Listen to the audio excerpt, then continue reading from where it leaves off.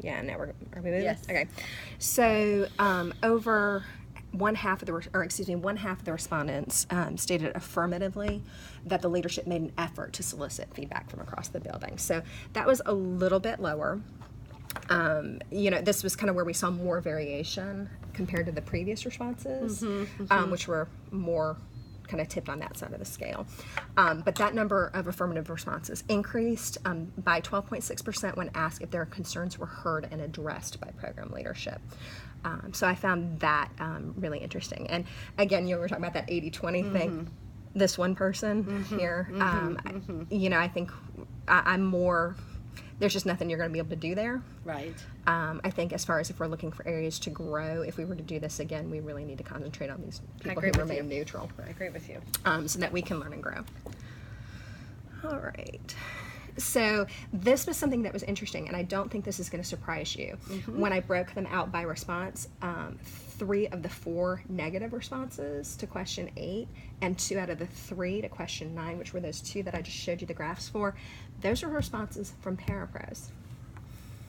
So some of the comments and I was actually very impressed because it was the parapros who were more likely to write why they answered the way they did.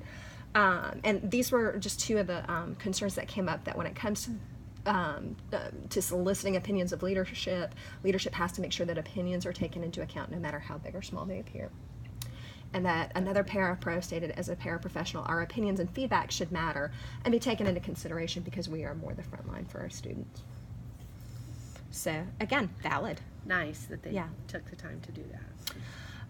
Now, the Haven Happenings, this was the subject. I don't know if you heard or if you saw the notes from our A-team meeting, but we had a very long conversation about, is Haven Happenings effective? Does anybody even care? I mean, we had gotten to the point where I was putting Easter eggs in the newsletter. Yes. Tell Miss Ellis she has nice socks and get a step up, and only one person did.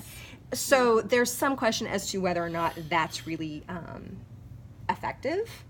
However, when I asked them, how do you want to be informed about things that are going on, meetings in the following ways, the majority of them said Haven Happenings. I've been in on some of those discussions as well. Which kind of surprised me. Same.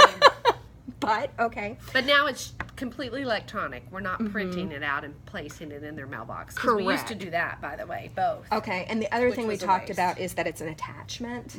And so we think people are looking at the email, but they're not necessarily opening the attachment. So one of the things we talked about is doing that just in the body of an email. Yeah, perfect. We've never used, at least this year, I've only been with you a year, but Remind 101, those kind of tech services where Jeans Tomorrow, they don't do that. That might be something we might want to consider, although it didn't get a very strong response. Again, we're talking about 16 people, so I don't know if the pool was bigger, if that might have changed. Reminders over the intercom.